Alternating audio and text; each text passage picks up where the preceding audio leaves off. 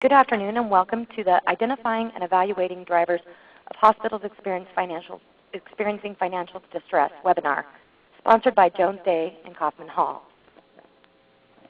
Our program today is scheduled to run from 2 to 3 p.m. Eastern Standard Time.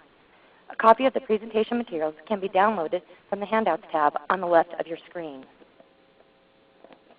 If you are having difficulty hearing me, please check to make sure that the volume on your computer is turned all the way up. You will be in a listen-only mode throughout the presentation. If at any time you have a question, you may submit them through the chat window located on the lower left corner of your screen. Type your question in the text box, then click on the Send button. The speakers will attempt to answer those questions at the end of the webinar. If you have any technical difficulties during the program, please contact Beacon Live customer support at cesupport@beaconlive.com. This presentation has been approved for continuing legal education credit, and the CLE credit information sheet available under the Handouts tab at the left will provide you with information regarding the available credit. Applications for CLE credit in other states will be made as needed. Please keep in mind that CLE credit is not available when viewing the on-demand version of the webinar. There are several important steps that you must take to demonstrate that you are actively participating.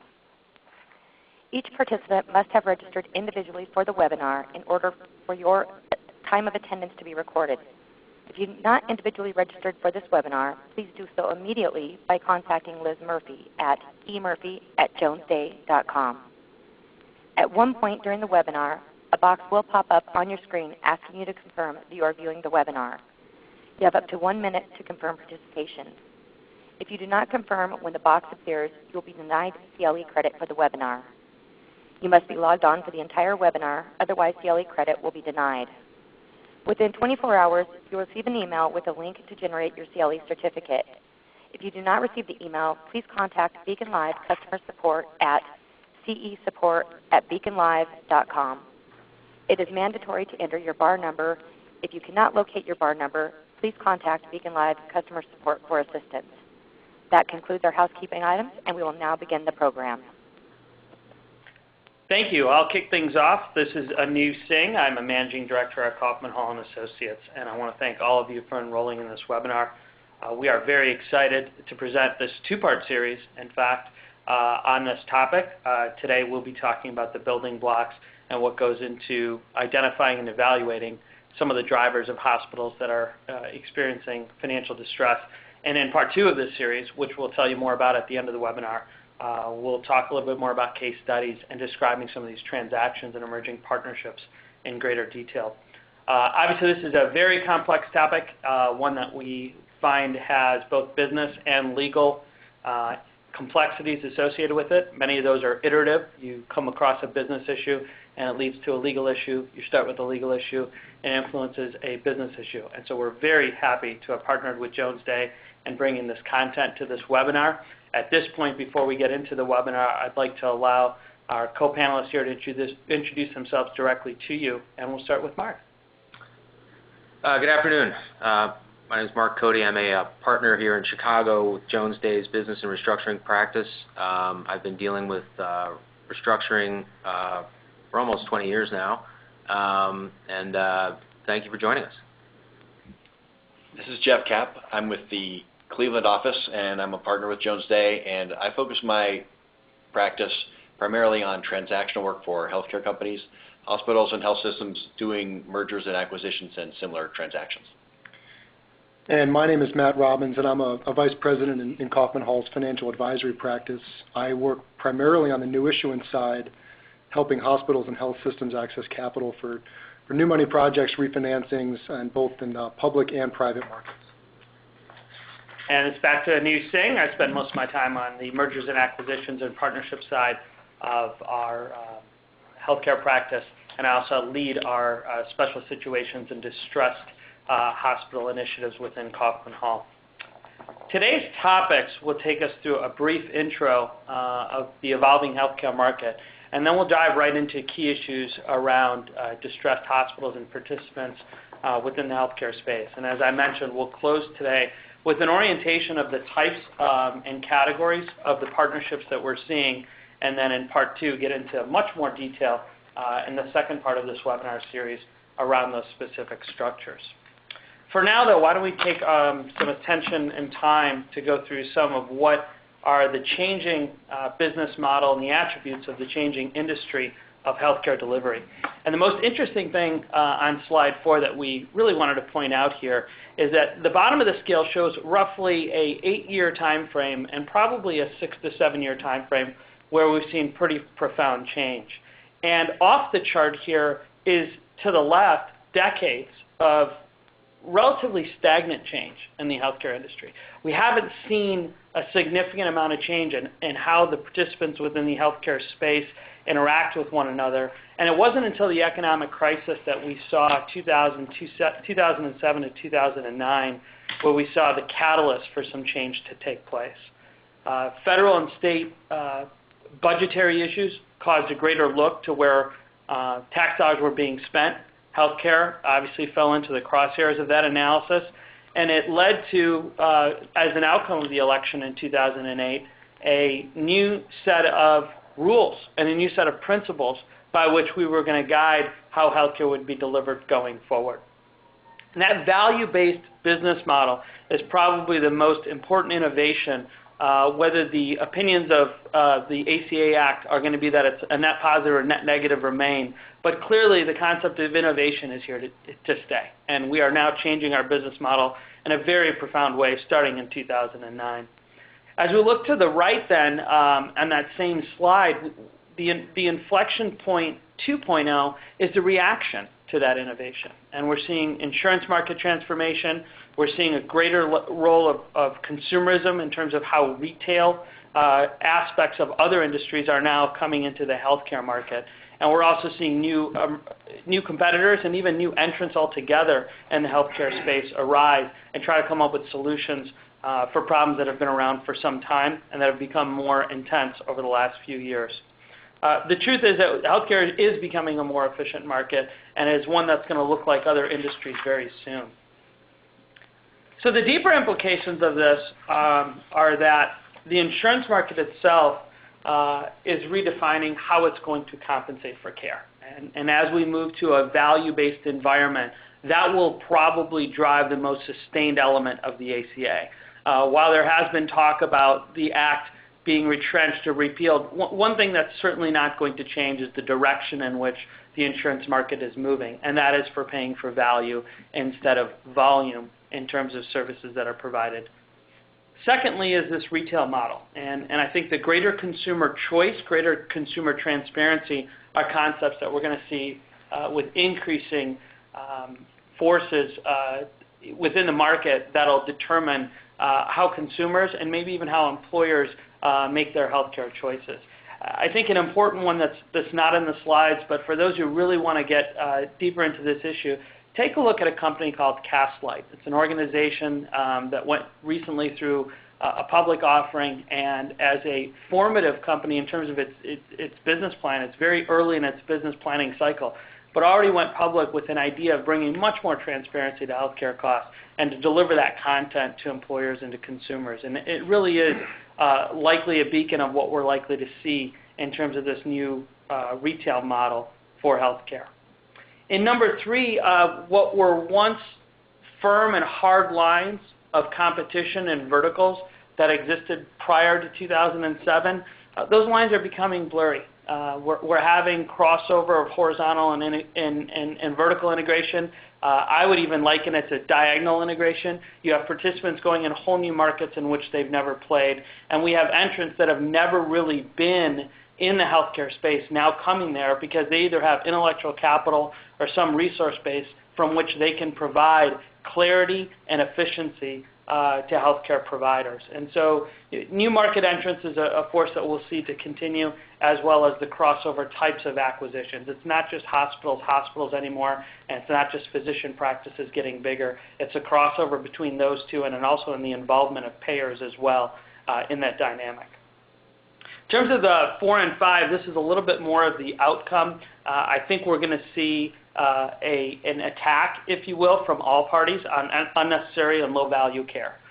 That's something that, as collaborative forces and collaborative entities come together in a mission to reduce that cost, that will be enemy number 1, which is making sure that we're not delivering care that is not providing some benefit to the patients, and we're running up costs for no reasons. And that's also going to force, I think, participants in this space in the future to think about how they can be a healthcare company. It's no longer going to be a viable business model to say all I will do is participate in one segment of the healthcare delivery space and expect that entity can continue unchallenged or unhindered like we've seen for the last few decades. Instead, you're going to have to grow your offerings. You're going to have to grow the way in which you interact with all the other participants in the healthcare space. And so in the end, as I mentioned before, healthcare is becoming like many other industries, and the concepts of greater competition, transparency around data, efficiency of operations, and innovation with new business models is something that we expect to continue. So who will it hit? Well, let's start with the hospitals, the largest players, and perhaps one of the most important participants in this are the hospitals. And here on slide 6, we've provided a brief overview of what that space looks like. On the left-hand side, you see roughly equal participation from state and local or authority-based hospitals of a similar number, investor-owned or private equity or publicly traded management companies that have a for-profit orientation.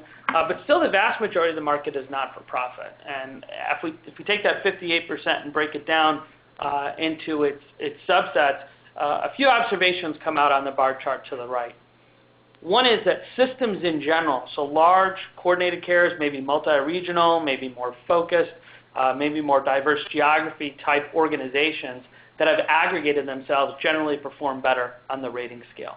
That's fairly obvious. The level of size, scale, and complexity of those operations probably put them in a better competitive position. The standalone or community hospitals really are sort of in that have-not category. Some have a trajectory that is downward and are going to see increasing challenges to remain relevant in those markets, and in many cases competing with some of those large systems of the blue bars and of also the entities to the left. And then also organizations that might have carved out a unique space in which they can play and succeed for the time being, and the question will remain how long that will be sustained. In the bottom right is where our attention will focus for the rest of the webinar today, and those are organizations that we see having increased pressure that they'll face because of the macroeconomic environment. And outside of this table, I think it's worthy to note, in data that's much more difficult to compile, there are many other organizations that would fall in this orange box that are unrated at this point, or that have debt structures that aren't publicly known or available that might find themselves in that same level of distress. And knowing that that's going to be an important part of how these organizations continue to either collaborate or partner going forward with these entities that are much stronger, we want to dedicate this webinar to help identify some of those key issues of what these organizations are facing. So I'll turn it over to Matt here to go through some of those key issues, and we'll go back and forth between some of these legal and business concepts. Great. Well, thanks, Anu. And I'll kick us off here in the key issues section. And what we've outlined here are a number of different things that either conspire to drive a hospital into a distressed situation or are significant considerations for hospitals nearing or already in such a situation. And Anu and I will take the lead talking through pages and topics that have more of a business or market twist, and then Mark and Jeff will provide insight on any key legal or governance issues as we go. So with that, first we'll talk here on page 8 about a hospital's strategic position, and in many ways this can be where distress really starts. As the quote from S&P at the bottom of the page illustrates, once an entity's strategic position starts being called into question and the financial and operational slide begins, it can be very difficult to stop. And this vicious cycle we outline above has no real single entry point, but each of the items highlighted reinforces and influences the others and can really move to accelerate this downward slide. Just starting at the top there, a loss of profitable business lines impacts the operating performance of the overall business, which can logically result in a reduced access to capital or access only at very high interest rates or very onerous lending terms, which makes investment in the physical plant increasingly difficult. It's very hard to stay competitive. especially in a large competitive marketplace. That lack of investment in turn leads to dissatisfaction both for internal stakeholders like doctors and key staff, or external stakeholders like patients or community members, which leads back to the longevity and profitability of specific business lines, and around you go. This process can happen suddenly as the result of a specific event like the departure of a defined group of specialty or primary care providers, but more often than not, it builds slowly over time. No one is fully aware that it's happening, and denial persists until the hospital's strategic position really is in peril. By the time it's readily apparent that the entity's strategic position and market relevance is really in question, it can often be too late to make the changes that are necessary. So as we move to page 9, we've tried to outline some key warning signs and illustrative markers of distress. The sooner an organization recognizes these warning signs and acts appropriately to address the long-term viability of the overall enterprise, not only will there be more options available, but the quality and variety of the exit strategies will also be widest and most palatable. The longer an organization waits, the less time, the less money, and ultimately the less flexibility that's going to be available. So first, on the top left with market and competitive, this is very related to the vicious cycle discussion we just had on the previous page: market share erosion, ineffective network and physician support, and questionable market essentiality over the medium to long term.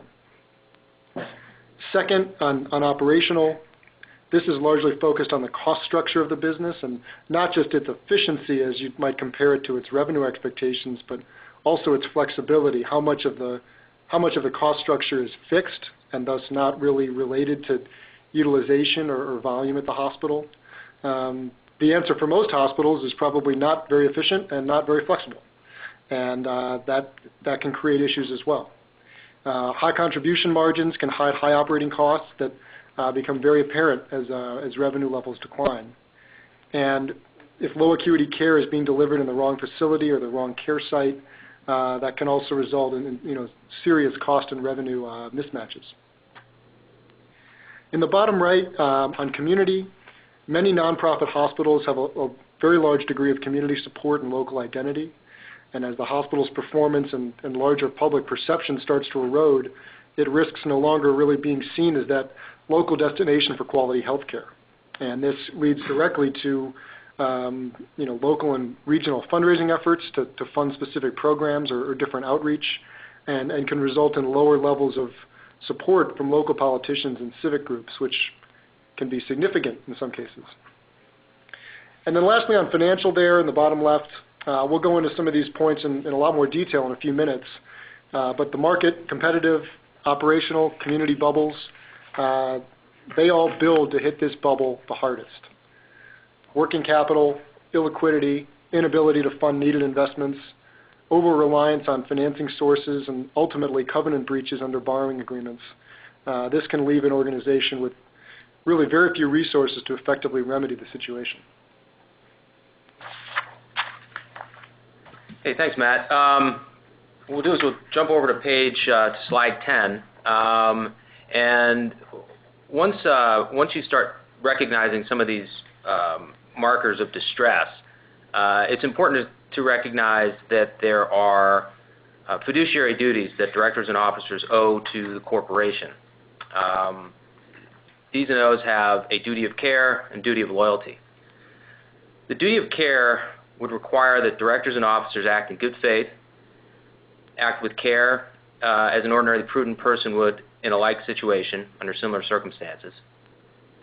Generally, decision makers are protected by a business judgment rule if they do their diligence and make a fully informed decision. So the business judgment rule is a legal presumption that protects decisions made in good faith by disinterested directors and officers acting on reasonably informed basis. Under this presumption, courts will not substitute their own judgment for the board's or officers' decisions when such decisions are based on rational business purpose. When applicable, business judgment rule prevents second guessing but does not shield uninformed decisions. So that'll take us over to duty of loyalty. It effectively requires that directors and officers put the interests of the corporation and its stakeholders ahead of their own interests. Challenges would include conflicts of interest or failure to act in good faith. Related to this would be a duty of candor that requires directors and officers to disclose all material information relevant to the proposed transaction. With respect to conflicts of interest, when there is evidence of a conflict, the board or officer may lose the benefit of the business judgment rule, and instead the burden shifts to what is referred to as the entire fairness doctrine. Typically, the court must be satisfied that the transaction was both the result of arm's length bargaining and for fair price. Directors and officers are entitled to rely on the advice of independent experts in exercising their duties. When faced with an insider deal, further, the transaction will be reviewed and approved typically by the majority of the independent directors. So if we jump over to slide 11, this sort of takes the analysis a step further. In this instance, there is, while the duties remain the same, when an entity finds itself either insolvent or sort of in a zone of insolvency, there's somewhat of a shift in the fiduciary duties. So for the solvent corporation, the members or shareholders are the relevant constituents.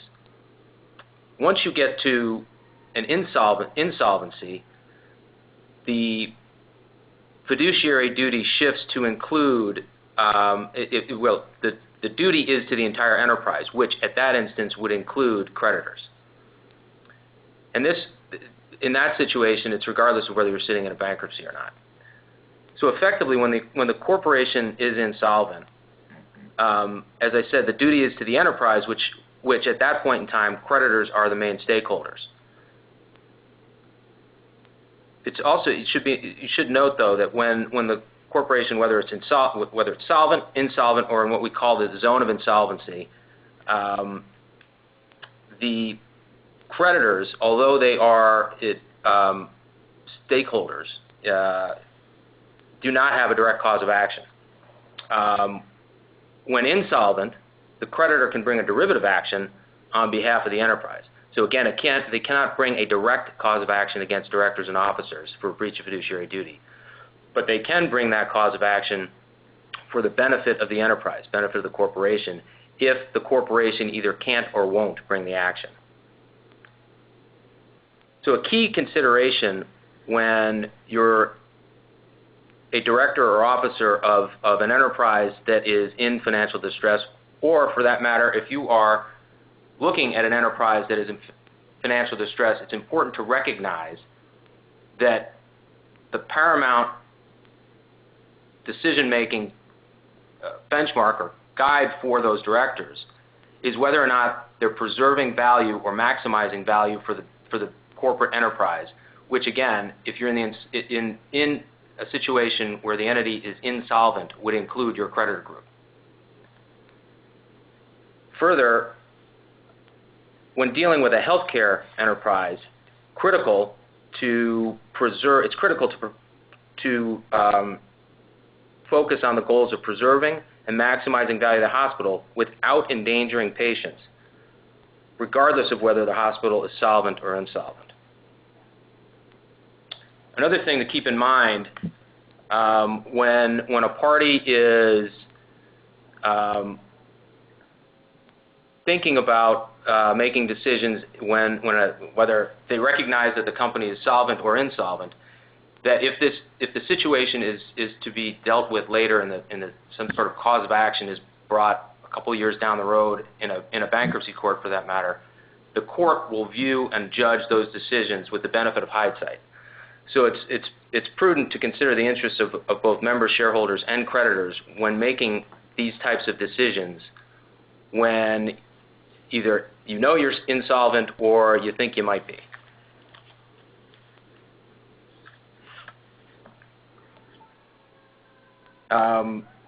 Jumping down further, directors and officers should be clear that all actions or decisions not to take action preserve and maximize value of the corporate enterprise. And again, when dealing with the healthcare business, the priority of the healthcare business is paramount. At this point, we'll jump over to slide 12, and Jeff will take the lead on this one. Thanks, Mark. As we pointed out on an earlier slide, a majority of the hospitals are still owned in a non-profit structure. So it's important to note that the officers and directors have additional duties in a non-profit corporation setup. And specifically, they've got an additional duty of obedience to the non-profit corporation, and essentially that means that they're required to stay true to the mission of the organization and its purposes that are in its organizational documents, and that they don't pursue transactions or provide services that are outside of those purposes. So that means that in the governing documents of nonprofit organizations, they have a specific purpose that's set out that is really the guide star for the corporation and for its governing body. This is important because this is also the basis upon which these organizations get their tax-exempt status or their nonprofit status from states. So if they were to veer away from those particular purposes and mission, they could be endangering their tax-exempt status. The main difference between the nonprofit and the for-profit is that in the nonprofit situation, they're not beholden to the shareholders like you would be in a for-profit situation. There are different considerations that come into play because these purposes that we're talking about are purposes that drive, as I mentioned, the non-exempt or the exempt status of the hospital. So it's community benefit and furthering those types of nonprofit charitable aims that the corporation is bound to. So the constituents aren't the shareholders, they're really the communities that these hospitals are serving. So the boards and officers have to be cognizant of that fact that these are the people that they're on this board to serve. And then also other constituents, and we'll get to this in a moment, include the state AG's office, who are often charged under state law with being essentially the policemen that cover charitable trusts. In addition to the nonprofit setup, there are other structures that need to be considered that raise unique issues for hospital ownerships and hospital boards. Some hospitals are government owned, which adds a layer of complexity to the situation when you do get into an insolvent situation, because oftentimes these arrangements are structured in a way that intertwines government and nonprofit. And specifically, it's not unusual to have a situation where a city might lease the hospital's ground and potentially the building to a nonprofit operator that would be operating the hospital. And so the interests of the government and the nonprofit would be intertwined.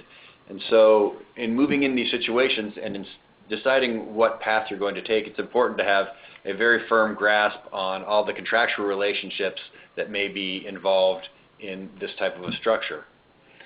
Another consideration is timing. When you're dealing with government relations, sometimes there are hoops that need to be jumped through in order to push your strategy forward. For example, some municipalities or counties may require that a referendum be passed in order to sell a hospital, or it may require the work of and the approval of a city council, which may require 3 readings, which means you have to have 3 meetings in between when you push your structure forward and when it ultimately gets approved. So those are the types of things that you need to do your background due diligence on to make sure that you're leaving yourself with enough time and also enough relationship building in those types of situations to move the structure forward. And then there is a component of hospital ownership that is Catholic or in other religious affiliations, and there may be restrictions on assets. And where this generally comes into play are things like use of a facility. There may be requirements that a facility be used in a certain manner, or in a post-closing situation, part of the sale obligation may be that a facility is operated in a manner that's consistent with the religious teachings. which may require some sort of oversight on the selling body over those types of operations. You also need to be cognizant of potentially excluded assets. There may be assets that are of particular religious significance to a seller that they may be taking with them, or that they may want to retain control over even after a sale. So again, in those types of situations, it's a planning and due diligence issue in determining what types of hurdles you may have from religious considerations. Okay. We're now over on slide 14. The first two bullets you'll see are references to what is known as a patient care ombudsman and a consumer privacy ombudsman. These two items or reference situations that are unique to bankruptcy cases. So if you're dealing with an entity that has now found itself in a bankruptcy, the bankruptcy code would require that, in particular Section 333 of the Bankruptcy Code, requires that the court appoint a patient care ombudsman, easy for me to say, and this is unique to healthcare business, except in limited circumstances. So the duty of the patient care ombudsman is to monitor the quality of patient care at a debtor healthcare business and to represent interests of patients. One will be appointed unless the court finds that the ombudsman is not necessary, meaning that there's satisfactory evidence given by the debtor that the patient care is sufficiently be taken care of by the enterprise. If one is appointed, the ombudsman will file regular reports with the court and will file a report immediately if patient care is declining significantly. So obviously this is a situation where you have a healthcare business that's in bankruptcy. The concern for the court, which is the genesis of this provision of the code, is to make sure that again, the health of the patient remains paramount. The next item is what is referred to as a consumer privacy ombudsman. This individual is required in not just healthcare situations, healthcare businesses, but in any situation where there is a sale of that involves the sale of personally identifiable information. The bankruptcy code in this situation identifies personally identifiable information to include person's name, address, birth date, etc., that the individual would provide in connection with obtaining a product or service. So obviously in a healthcare business situation, anytime an individual comes in for treatment or to see a physician or some other instance, all sorts of personal information would be provided to that business.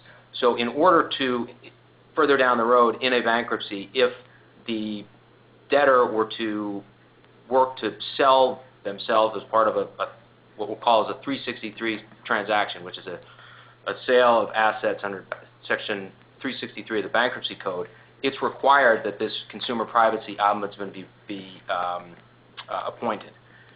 And I guess that takes us over to the last part there, which I'll just throw it over to Jeff. Sure. As I alluded to earlier, the Attorney General of the state is likely going to be a player in these types of transactions. And again, this is the Attorney General acting in his role or her role as the protector of a charitable trust. And in states such as Ohio, when a nonprofit hospital sells its assets or a significant portion of its assets, the Attorney General is going to be involved.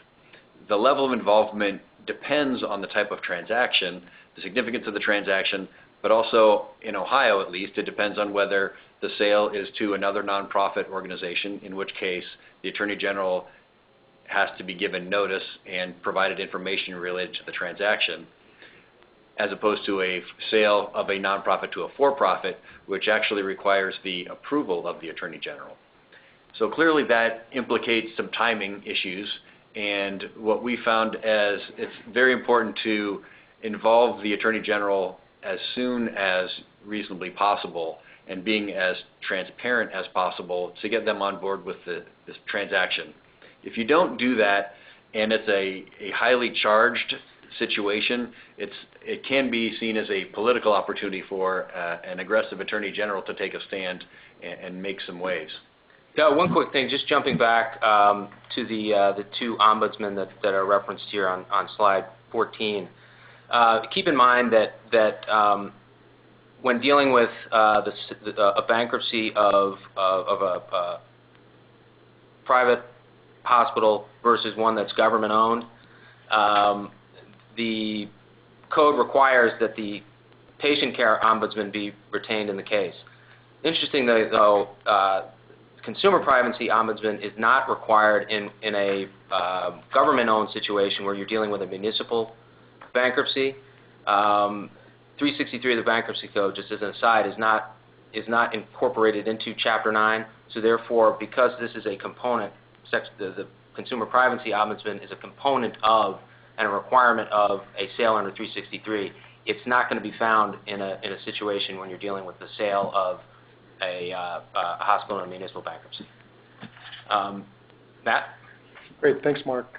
As we'll go through this, I think you'll start to see that each of these key issues does kind of build on the one before. And we started with strategic position, we moved to governance. Now we're going to talk about operating performance, and governance really is the context in which you'd want to perform an operational assessment. As Mark talked about on one of his slides, this solvency, insolvency, and then that zone of insolvency where it's not always clear if you're in distress or not. That's really where you'd have to do a lot of this pre-work around operating performance and really start to make a diagnosis about, do we need to start thinking about a different group of constituencies, as Mark said. But here on 15, and for the next couple pages, we'll talk about in detail on some operating performance issues. Here on 15, we're going to talk about revenue quality and the relative proportion of a hospital's revenue that is quote-unquote core, the result of direct patient care episodes or other revenue activities, and then what we've called at risk or one time, the result of periodic payments from either governmental or other external parties. So the graph on the left here shows quarterly revenues, so by quarter, revenues and expenses for a distressed hospital that Anu and I worked with a while back. The blue bars, which are really the core revenue, you can see are about the same size in each quarter, relatively predictable given patient flow patterns, but are consistently about 20% less than the red line, which is the average expenses. So this hospital, not unlike other hospitals in varying degrees of distress, had a very high concentration of governmental payers, Medicare and Medicaid, and this operating gap is not uncommon. In an attempt to bridge this gap, the hospital had lobbied for and was receiving a significant amount of supplemental revenue via one-time payments. So those came in a number of different forms: provider and trauma fees. This hospital was a major trauma center. Disproportionate share payments for their disproportionate share of Medicaid population, meaningful use, local sales taxes. The list can really go on here. And you'll see in some quarters, in quarter 5 particular, this was enough cash flow to fully cover the cash operating expenses. In most quarters, it was not. On top of that, these payments were very, very hard to budget for. They were, the size varied, but the timing was always in flux, and it was very uncertain and deeply political. And this led to considerable liquidity and working capital issues, as we'll outline on the next few pages. So here on 16, we'll see the same data displayed again, but it's now on a quarterly cash flow measure. And it's readily apparent from the graph that the core or recurring revenues, again from patient care episodes and other recurring activities, was not sufficient to fully cover the operating costs of the hospital. And even after the receipt of these at-risk or supplemental revenues, it only fully covers the operating costs in quarter 5. So if we think back to some of the warning signs we discussed earlier in the strategic position section, market share erosion, ineffective network access, inefficient and inflexible cost structure, a misfit of facility and care sites, these were all present with this hospital. The community bubble was still very strong. There was lots of local political and civic support, but even with this extra revenue coming in, it just wasn't enough. And especially the delays in receiving these monies put real strain on the business and occasionally risk tipping it into a liquidity crisis, as we'll show on the next slide. And Matt, before you go on, I think the important part of this example that you pointed out is that on a naive basis, just looking at these quarterly cash flows, in Q5, the organization is actually generating a positive, they're cash flow positive in some way, and they have a strong revenue growth. But as you underlie and pull away the at-risk, or at least the less more repeat revenue, you see that that's actually not the case. Yeah, and I think one observation that we had working in this situation and in a number not dissimilar to this was that the hospital actually had not done an analysis like this, breaking out what's the recurring piece of their business versus the stuff that the check just happened to came in August. And they really hadn't done the analysis to say, are we really making it, or are we really reliant on these one-off payments to make it through? So on 17, here again at the same hospital, but a slightly different time period, although we've still done quarters 1 through 5. And we did it this way so we can really show the working capital impact.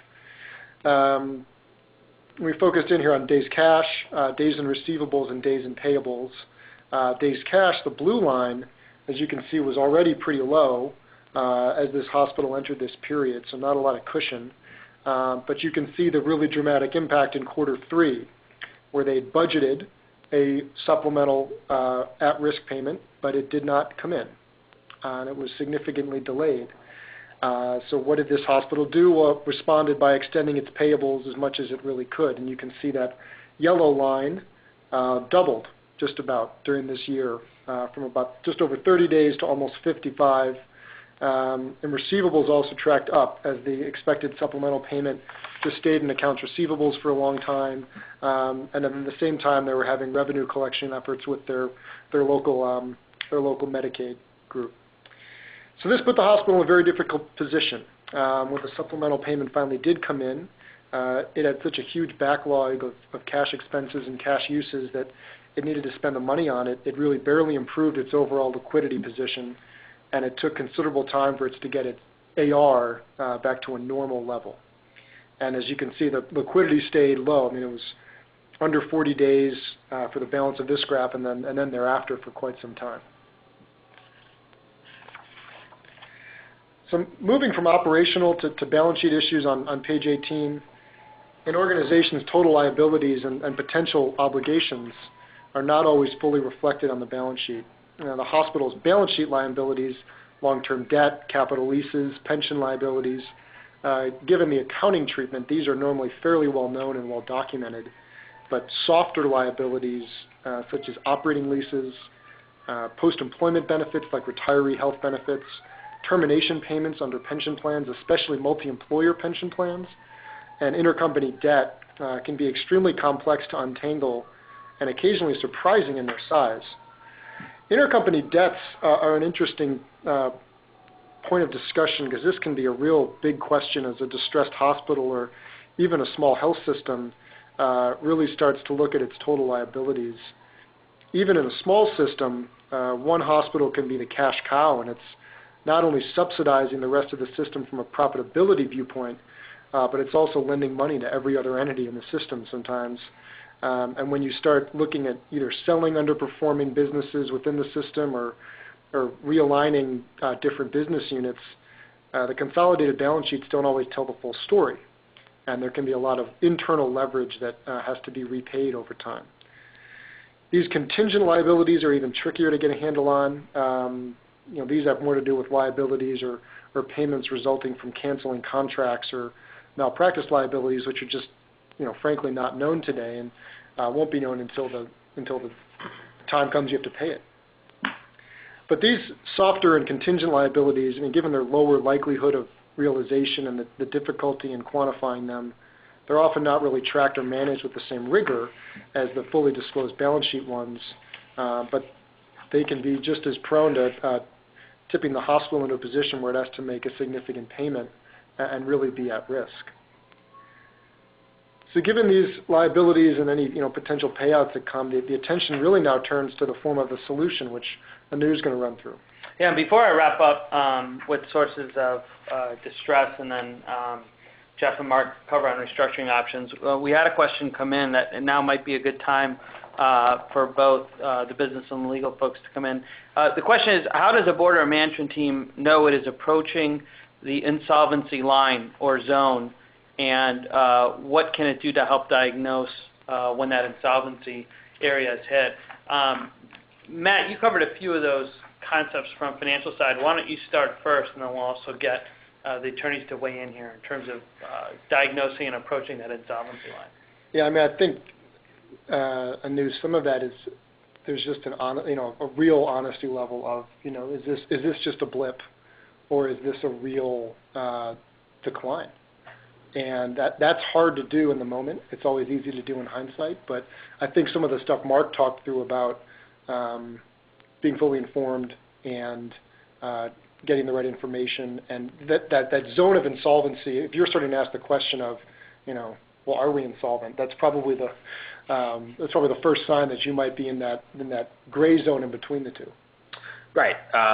Yeah, I would agree with that. I mean, I think as a general matter, what we face from the legal side is we find ourselves getting in situations where companies start to identify that there are financial problems, whether it's a near-term liquidity issue, there's some material litigation that if it goes the wrong way will put them in a bad spot, or they're just finding themselves where they're just not generating the revenue that they have in the past. And as Matt alluded to, being honest about where you are from a solvency perspective is critical, because once you've tripped into and fallen into or crossed the line, if you will, your duties to your constituencies change or expand, I should say. They don't really change. They're expanded to include the creditor group. And the thing to really keep in mind is that as you're evaluating the situation, if somewhere down the road solvency is challenged or a decision is challenged and the question of solvency is put forth, the court is going to look at it with the benefit of hindsight.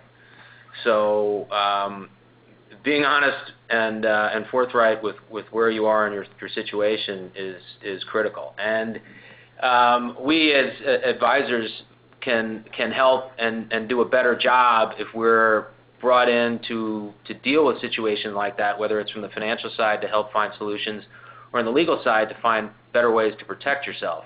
Getting in sooner rather than later is much better.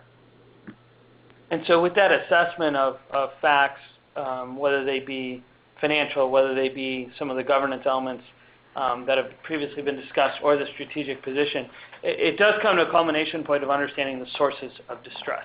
And what we've laid out on slide 19 then are one bucket of those, and those are environmental factors first, and some of the evaluative solution sets are the questions that need to be posed by that team of professionals, the management team, and the board. And again, rigor and honesty have to carry the day here. To suggest that you can react to the environment by changing it is unrealistic. To have a belief that the environment will change and the level of volumes and the type of volumes you're experiencing, your payer mix is something that's going to change immediately, is probably going to be unrealistic. And so what this leads to is a set of questions around what is our core operating business? What are the portfolio of services that we really should be offering? It takes a deeper dive into understanding as we go forward, do we have elements or stakeholders that have supported the hospital from a intangible standpoint, but when we look at the actual financial ramifications of this, is it actually really benefiting us?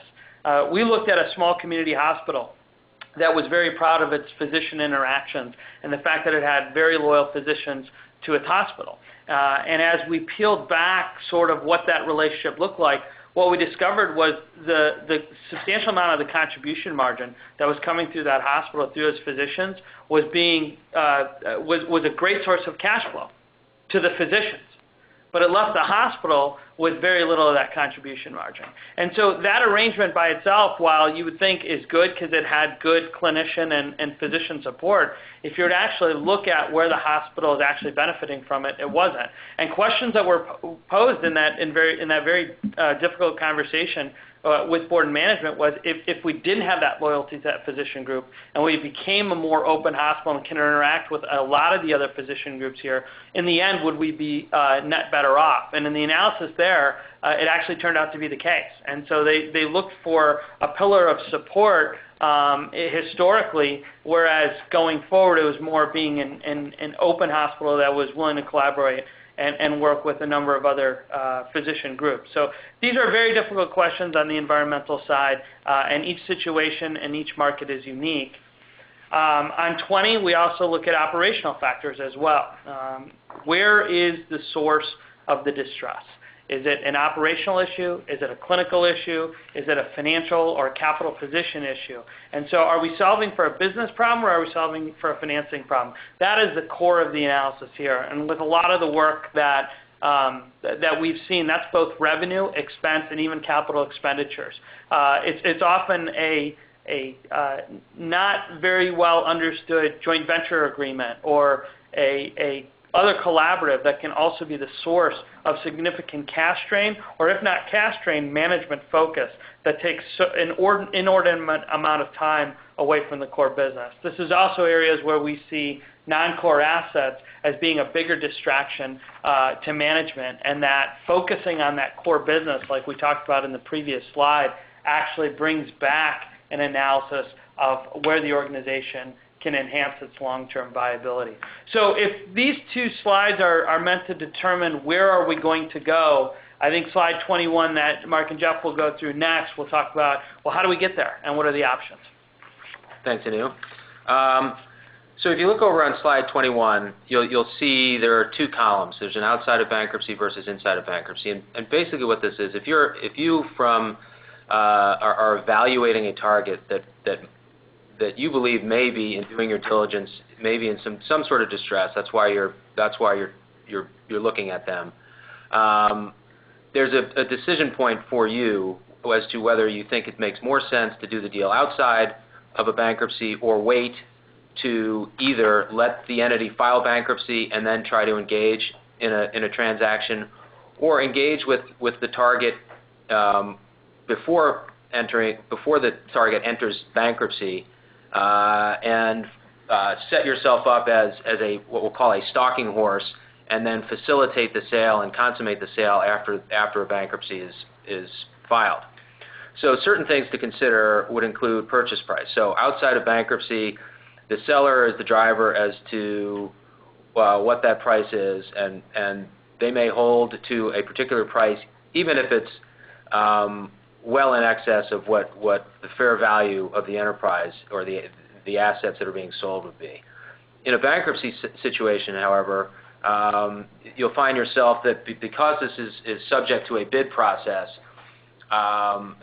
the price that you are willing to pay for the asset could be set as a floor, or and then the fair value is assessed through an auction process and validated by a court.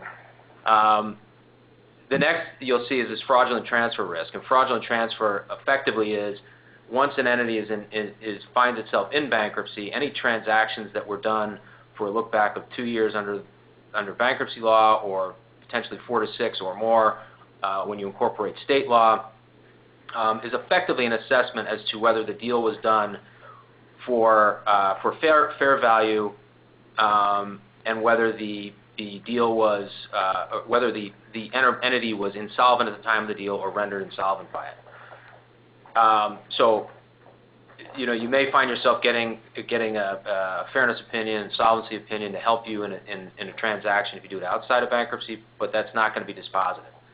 Inside of bankruptcy, the court's going to bless the deal, so fraudulent transfer risk kind of goes away. When you're dealing with successor liability situations outside of bankruptcy, again, it's difficult to avoid those. I mean, you can pick and choose the assets and liabilities you want to acquire, but you are subject to certain successor liability issues like environmental, product liability, etc. in bankruptcy, the assets can be sold free and clear without having to worry about certain successor liability claims, although some could survive, such as environmental claims.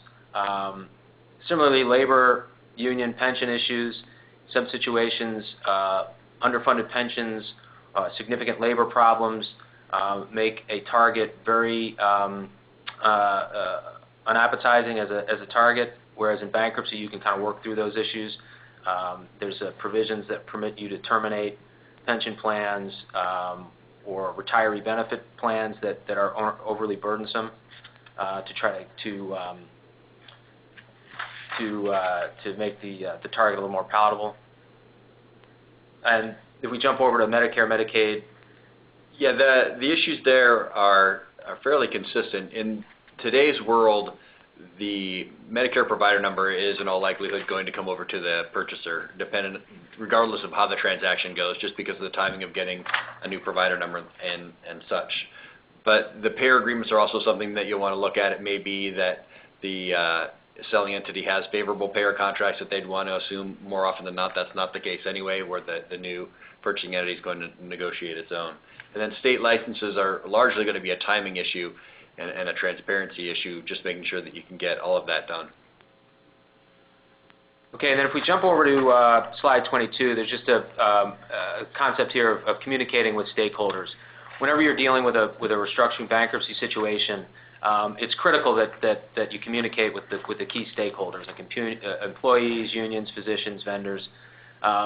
Whether you are the entity that's going to be filing bankruptcy, or if you're involved with acquiring the assets from an entity that is in bankruptcy, it's critical that you work with the debtor or the debtor itself focuses on and deals with making a strong communication package available to these constituents so the deal runs smoothly and you avoid hiccups down the road. Yeah, I think it's fairly common sense that you want to make allies and not enemies in this situation. And you can do that, and it's important to be transparent, but I also think you want to be strategically transparent in that, I mean, you want to have your plan pretty well baked when you're going out to these people with your communications plan, so you're not reopening a can of worms every time you decide to make a strategic decision. Yeah, I think these restructuring and turnaround situations are always difficult, and the lack of information or credible information or consistently delivered information only agitates the situation. I think it makes organizations that would otherwise be supportive and patient, it can turn them to be more difficult participants in a process. And more often than not, it's the distressed entity itself who can most influence that level of collaboration or that level of angst of all constituents. And just as an aside, as a general matter, dealing with your state and local governments, even in a bankruptcy where you can take things free and clear, there is a requirement that you comply with state law, applicable state laws, when you're dealing with sales of healthcare businesses. So, again, making allies with those that are critical to making the process as smooth as possible, and with helping the purchaser on the back end exist going forward as smooth as possible is critical. We'll move to 24 here and talk a little bit about emerging partnerships. So for nonprofit entities in general, not distressed ones, but just all nonprofits, the transactional relationship and really the transaction currency, if you will, typically revolve around governance, organizational structure, and the role in the local market. So much softer issues than when you compare them to for-profit companies where shareholder value is really at stake. And as we've discussed today, distressed entities really have this same continuum when they're comparing more or less integrated partnership arrangements. And the other continuum that might be a little different from non-distressed is having to address balance sheet challenges in some way, which run the spectrum from either capital support up to full combinations of assets. And the graph here on page 24 shows the array of alternatives available to a distressed entity, but ultimately any partnership structure or partnership conversation must address kind of the fundamental question of, is this just a business problem is this a balance sheet problem, or is this a stew of kind of both of those? And a sneak preview for our second part of this webinar on schedule right now for February 25th, we'll use the same playing field where we talk about from capital support to asset combination and from less to more integrated and everywhere in between. We'll use this same grid to illustrate actual partnerships with distressed entities that have either closed, have been attempted and have failed, or are currently emerging as we monitor the marketplace. So we thank you for your participation today, and we look forward to seeing you again on the 25th. Thank you for participating in today's program. If you have met all of the criteria to receive CLE credit, you will receive an email within 24 hours. If you do not receive the email, please contact Beacon Live support at cesupport@beaconlive.com.